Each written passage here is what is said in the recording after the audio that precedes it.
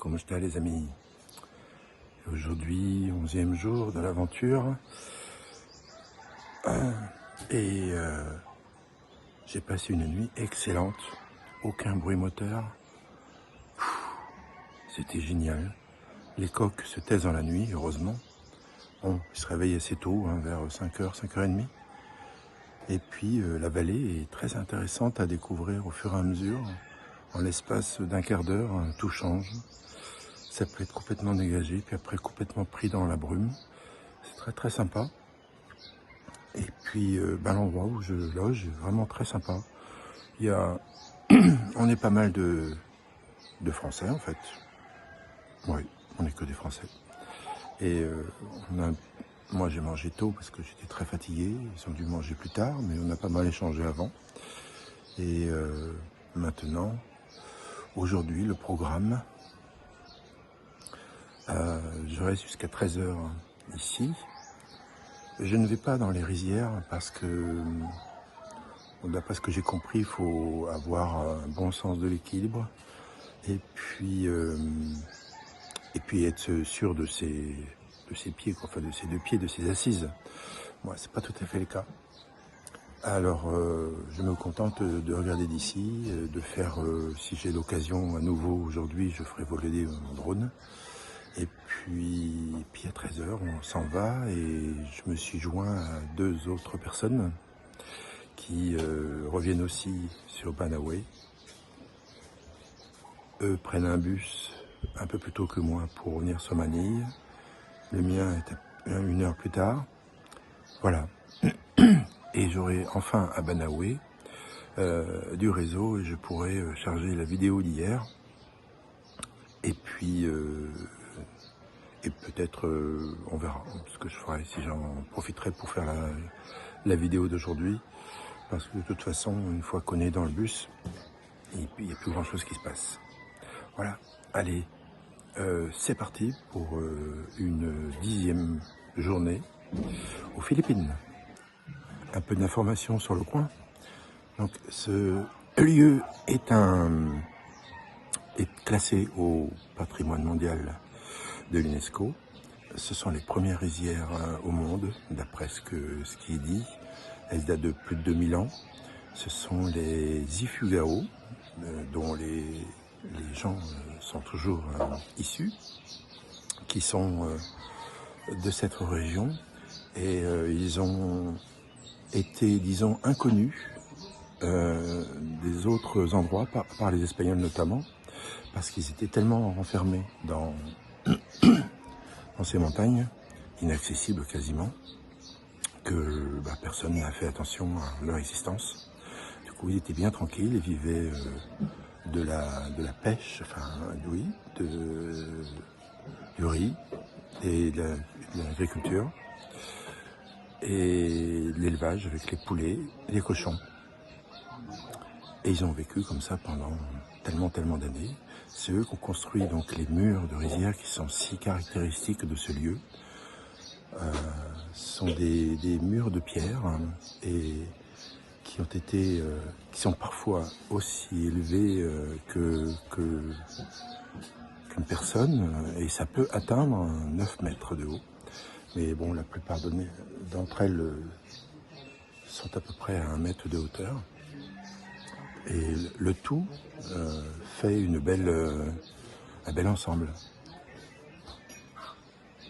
La saison n'est pas la plus propice pour voir le riz bien vert, prêt à être cueilli. C'est plutôt vers avril, il me semble. Je regarderai. Et puis là, en ce moment, ils sont plutôt en train de repiquer, c'est-à-dire qu'ils avaient préparé toutes les rizières. Ils avaient déjà remis en eau les rizières. Et ensuite, ils avaient commencé à mettre des plants de riz, sorte d'endroit où on met tous les plants très très serrés. Et là, cette fois-ci, c'est le fait de les repiquer qu'ils sont en train de pratiquer tous les jours. Là. On les voit, on les a vus hier. Et une fois que tout est repiqué, il n'y a plus qu'à attendre pour que le blé pousse et donne sa récolte. Le pancake est énorme pour mon petit déjeuner.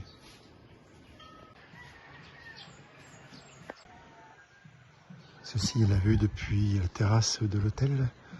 Et d'ici, on voit pas mal les groupes qui passent, qui vont à travers les rizières, les touristes. Il y a essentiellement des Français. Et en général, ils vont jusqu'à la Maison Bleue. Celle-là. Et juste derrière, ils descendent. Là, il y en a pour une demi-heure de descente, une bonne demi-heure.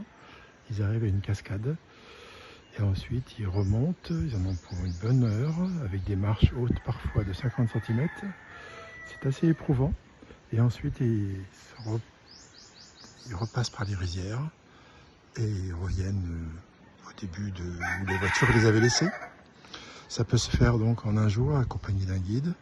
On peut le faire soi-même aussi, mais il faut connaître quand même un peu par où il faut passer. Moi, j'ai de la chance. Ils étaient en train de construire une maison juste devant l'hôtel. Il se trouve qu'on est le week-end. Je suis arrivé samedi, je repars dimanche.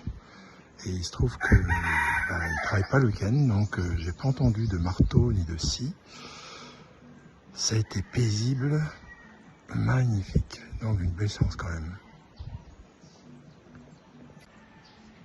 Je ne sais pas si vous apercevez les gens, mais ils sont sur les fameux petits murets qui séparent chaque plant de riz. Des fois, le muret fait 50 cm à 1 mètre de hauteur, des fois 2. Je peux avoir le vertige de temps en temps. C'est très étroit. Et là-haut, vous voyez certainement des gens qui sont juste sur la petite bande verte avant la Maison Bleue. Voilà, ce sont des gens qui sont sur le point de descendre à la cascade. Je peux pas faire zoomer plus.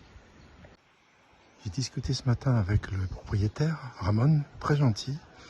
Il est là depuis de nombreuses années, son père habitait là.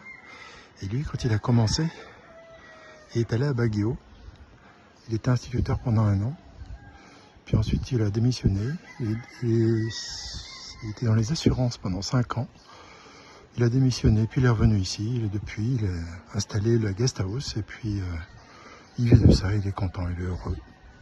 Il dit, j'ai pas besoin de voyager, c'est les gens qui viennent, leur pays qui viennent à moi. Ensuite, on a discuté du fait de comment il faisait pour amener tous ces matériaux là, énormes, lourds, mais vraiment incroyables quoi. Vous voyez ce truc là, faut le faire hein. À pied. Pas d'hélicoptère ici, tout est à pied.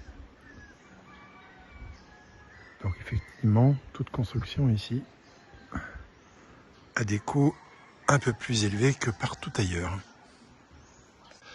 Remonter ce que j'avais descendu hier, c'est une sacrée épreuve. Bonjour le cardio. Bon, je sais pas si on est arrivé, mais bon, que c'est dur.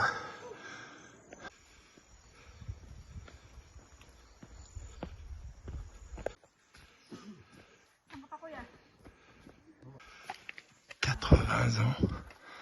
Waouh, quel effort.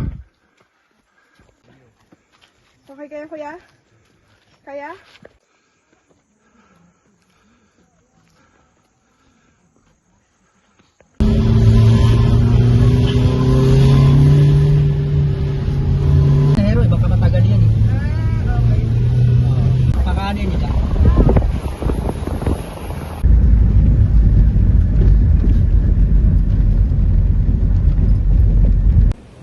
Bon, je suis revenu à Banaoué.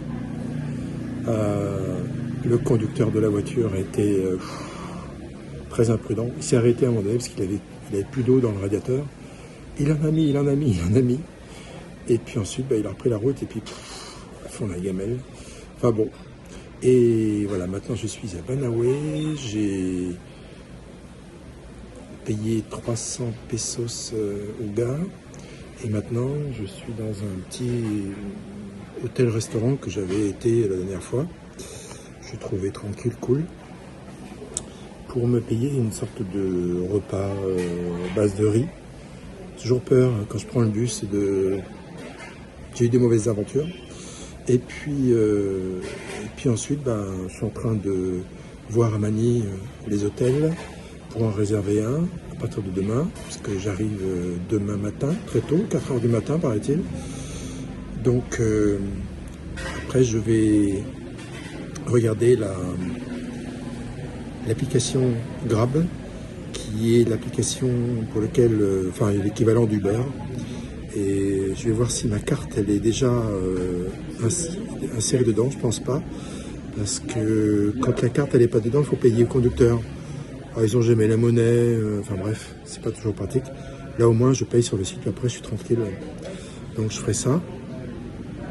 Tout ça en attendant, ah oui, je finalise le transfert vidéo vers YouTube, parce que là-bas il n'y avait rien, mais alors rien du tout. Et je prépare la vidéo du jour, je crois que je vais l'envoyer avant de partir. Et puis ensuite, tout ça avant de partir prendre le bus à 6h45, 18h45. Voilà. Peut-être que je retrouverai le Breton que j'ai rencontré hier à la guest house à Batade. Lui aussi devait repartir sur Manille. Et comme il y a 2 catégories de bus, s'il prend l'autre, l'autre ils partent vers 5h. Mais ils arrivent à 2h du matin. Et donc on verra. Allez, je vais me manger mon déjeuner. Il est 14h30. Je pense pas que je mangerai ce soir. Je vais juste emporter quelques petites choses à grignoter. Alors voici mon déjeuner, un riz avec, je sais pas si c'est de la sauce tomate qui fait le rouge, mais il y a du jambon, il y a des petits légumes, il y a des œufs, voilà. Petit coca, mon paracétamol et de l'eau pour le bus. Voilà mon bus qui va m'emmener à Manille, qui partira tout à l'heure.